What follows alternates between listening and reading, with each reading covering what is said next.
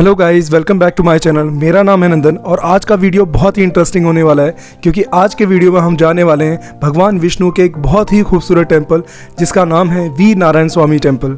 अगर इस टेंपल की बात की जाए तो यह टेंपल चिकमंगलूर डिस्ट्रिक्ट के एक छोटे से विलेज बेलावाड़ी के अंदर पड़ता है, इसलिए इस टेंपल को जो है वीर नारायण स्वामी टेंपल ऑफ बेलावाड़ी भी कहा जाता है। हिंदू टेंपल्स के अंदर this is one of the ancient beautiful temple of Lord Vishnu. तो चलिए लेकर चलते हैं आपको बहुत ही एक खूबसूरत सफर की ओर।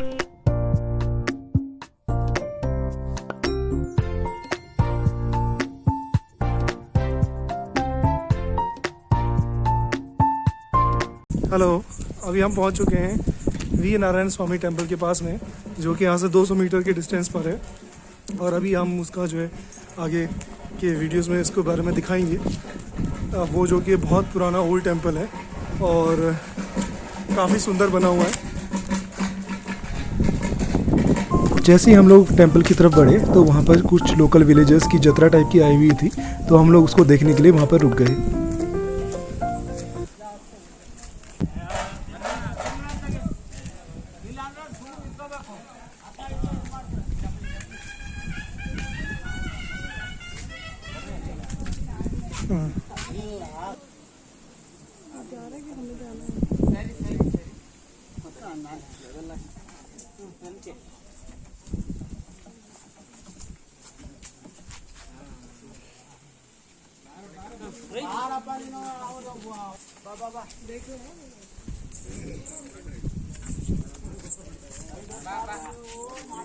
बाबा ಇದು ಮತ್ತೆ ನಮ್ಮ ಟೈಮ್ ಆಗುತ್ತೆ ಕೇಳರಾರಲ್ಲ ಬಾರಪ್ಪ ನೀನು ಇವತ್ತು ಕೈ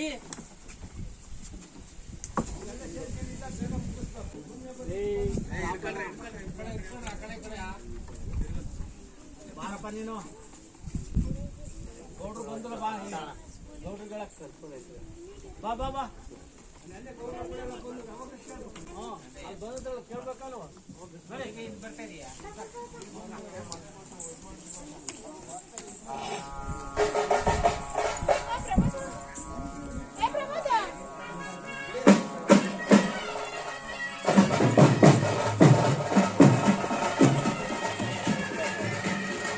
जैसे ही हम इस टेंपल के अंदर आगे बढ़े तो हमने वहाँ पर आर्कियोलॉजिकल सर्वे ऑफ इंडिया का बोर्ड देखा कि ये उनके अंडर फॉल होता है और वही लोग इनको मेंटेन करते हैं।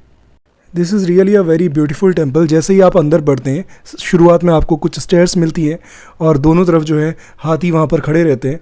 और यहाँ पर बहुत अच्छा है कि यहाँ पर गार्ड वगैरह भी अवेलेबल होते हैं कि जब भी आप एंट्री करें तो वो आपको गाइड करने के लिए और कोई भी किसी तरीके का कुछ यहाँ पर नुकसान ना पहुँचाए, इसके लिए वहाँ पर लोग हमेशा अवेलेबल रहते हैं। बेलावाड़ी विलेज के बारे में यहाँ के लोकल्स का कहना है कि इसके तार महाभारत काल से जुड़े हुए हैं। उस समय पर इस विलेज को एक चक्रनगर कहा जाता था।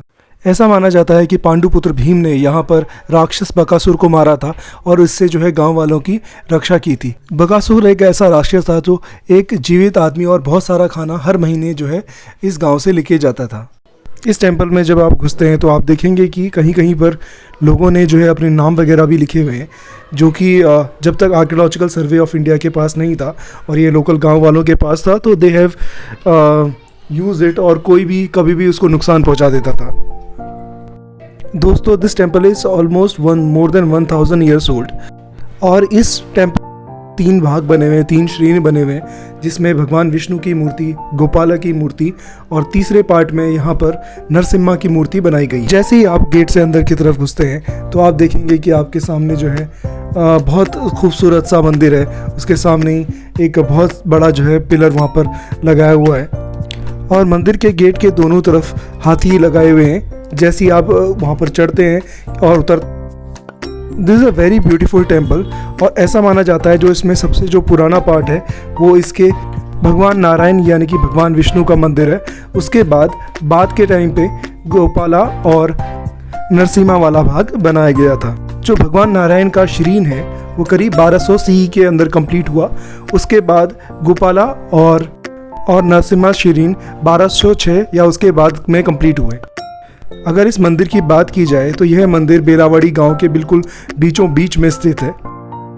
दोस्तों, अगर हम इस मंदिर के आर्किटेक्चर की बात करें तो यह 3 श्रीन वाला मंदिर होयसलार एम्पायर के किंग वीर भल्लाला सेकंड ने 1200 सीई के अंदर बनाया था। अगर इसके मटेरियल की बात की जाए तो इस मंदिर को बनाने के लिए सोप स्टोन को यूज़ किया गया है, क्योंकि कर्नाटक राज्य में सोप स्टोन काफ़ी मिलता है।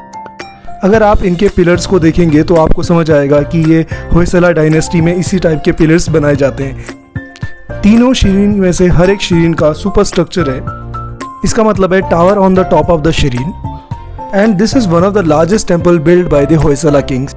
अगर आप बेलूर और हालेबीडु के फेमस टेम्पल्स की बात करें तो वह अब इंट्रिकेट स्ट्रक्चर्स के लिए जाने जाते हैं, जब अपने बेहतरीन आर्किटेक्चर के लिए जाना जाता है।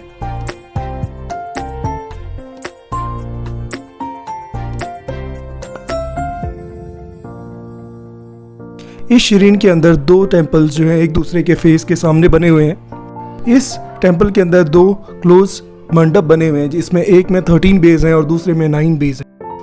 अगर इसके ओल्ड टेम्पल की बात की जाए जिसमें भगवान विष्णु की मूर्ति रखी हुई है, तो वहाँ आपके जो वॉल्स हैं वो क्लीन हैं और इसके रूफ काफ़ी वेल डेकोरेटेड है।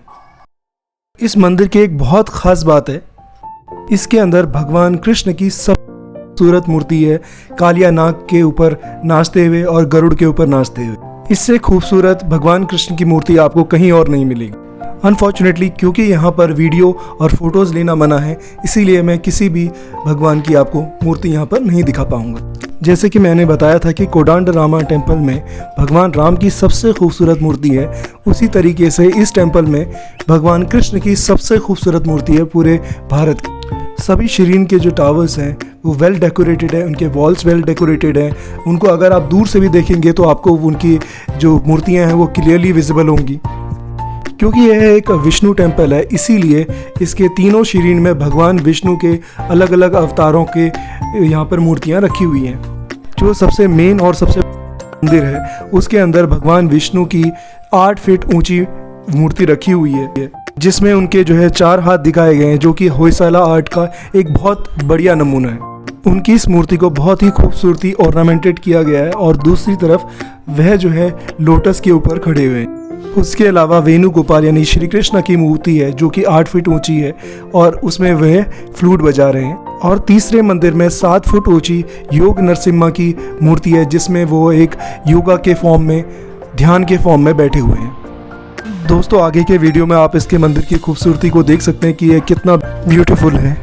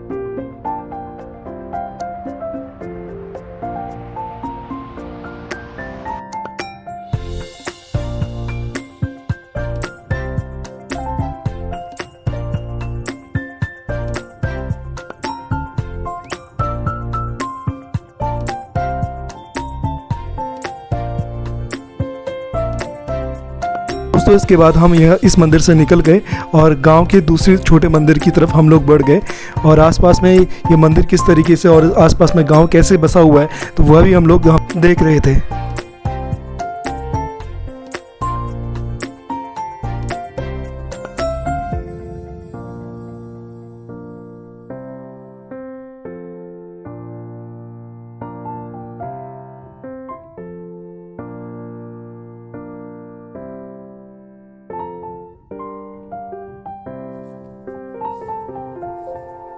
दोस्तों यहाँ पर गांव के मंदिर बहुत ही खूबसूरत नज़र आ रहे थे, काफ़ी शांत गांव था, वाइट पेंट इन्होंने यहाँ पर किया हुआ था। It is really a very peaceful village.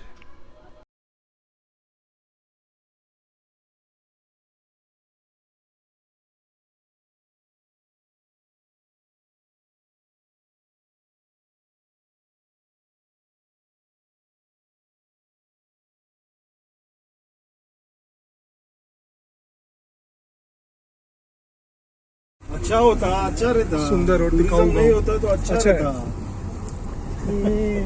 गंदा नहीं होता। उसके बाद जाएंगे रसम दोस्तों। आज की वीडियो के लिए इतना ही। Thank you for watching.